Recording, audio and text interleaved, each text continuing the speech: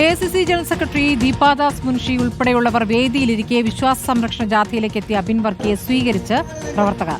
DCC president സംസാരിക്കുമ്പോൾ അബിൻ വർക്കിയെ മുദ്രാവാക്യം വിളികളോടെ തോളിലേറ്റി പ്രവർത്തകർ വേദിയിലെത്തിക്കുകയായിരുന്നു.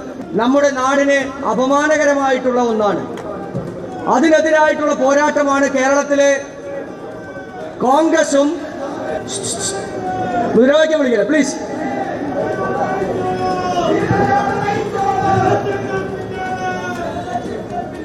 അർജുൻ മട്ടന്നൂർ വിവരങ്ങളുമായി. അർജുൻ, ഇപ്പോൾ DCC പ്രസിഡന്റ് സംസാരിക്കുന്നതിനിടയിലാണ് മുദ്രാവാക്യം വിളികളോടെ അബിൻ വർക്കിയെ വേദിയിലേക്ക് എത്തിച്ചത്. എന്താണ് ആ ചടങ്ങിന്റെ വിശദാംശങ്ങൾ? ഇപ്പോൾ ശരണം വിളിച്ചുകൊണ്ട് ദീപാദാസ് മുൻഷി സംസാരിച്ചെന്നടക്കമുള്ള വിവരങ്ങളുണ്ടല്ലോ.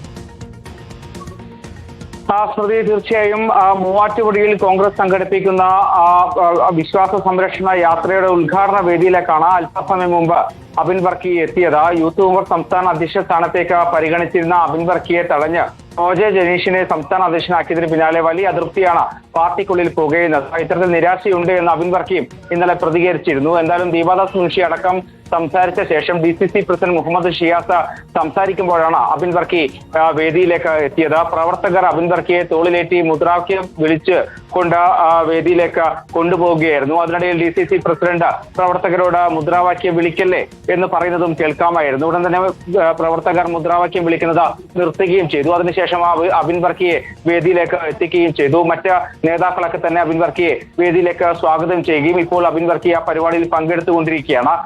ദീപാദാസ് മുൻഷി പ്രസംഗിക്കുമ്പോൾ ഉദ്ഘാടന പ്രസംഗത്തിലാണ് ഇത്തരത്തിൽ ശരണം വിളിച്ചത്. മാത്രവുമല്ല, ഇത്തരത്തിൽ വിശ്വാസം സംരക്ഷിക്കാൻ കോൺഗ്രസ് പ്രതിജ്ഞാബദ്ധമാണ് എന്നും ദീപാദാസ് മുൻഷി പറയുന്നുണ്ട്. ബെന്നി ബെനാൻ നയിക്കുന്ന വിശ്വാസ സംരക്ഷണ യാത്രയുടെ തുടക്കമാണ് മൂവാറ്റുപുഴയിൽ നടക്കുന്നത്. ഈ പരിപാടി നടക്കുന്നതിന് ഏതാണ്ട് മിനിറ്റുകൾക്ക് മുൻപാണ് ഈ സദസ്സിന് വേണ്ടി ഒരുക്കിയിരുന്ന പന്തൽ പൊളിഞ്ഞു വീണത്. പക്ഷേ ഭാഗ്യം കൊണ്ട് മാത്രമാണ് ആർക്കും പരിക്കേൽക്കാതെ രക്ഷപ്പെട്ടത്. ഏതാണ്ട് 10 മണിക്കായിരുന്നു പരിപാടി നിശ്ചയിച്ചിരുന്നത്. പക്ഷേ പരിപാടി വൈകുകയായിരുന്നു. അതിനിടയിൽ ഏതാണ്ട് 10:05 കൂടിയാണ് ഈ പന്തൽ പൊളിഞ്ഞു വീഴുന്ന ഒരു സാഹചര്യം ഉണ്ടായത്. ഉടൻ തന്നെ തൊട്ടടുത്തുള്ള മറ്റൊരു വേദിയിലേക്ക് പരിപാടി മാറ്റിക്കൊണ്ട് ഈ പരിപാടി പുനരാരംഭിക്കുകയായിരുന്നു. എന്തായാലും ഇപ്പോൾ പുരോഗമിച്ചുകൊണ്ടിരിക്കുകയാണ് വിശ്വാസ സംരക്ഷണ യാത്ര. അർജുൻ മട്ടന്നൂരാണ് വിവരങ്ങൾ നൽകിയത്.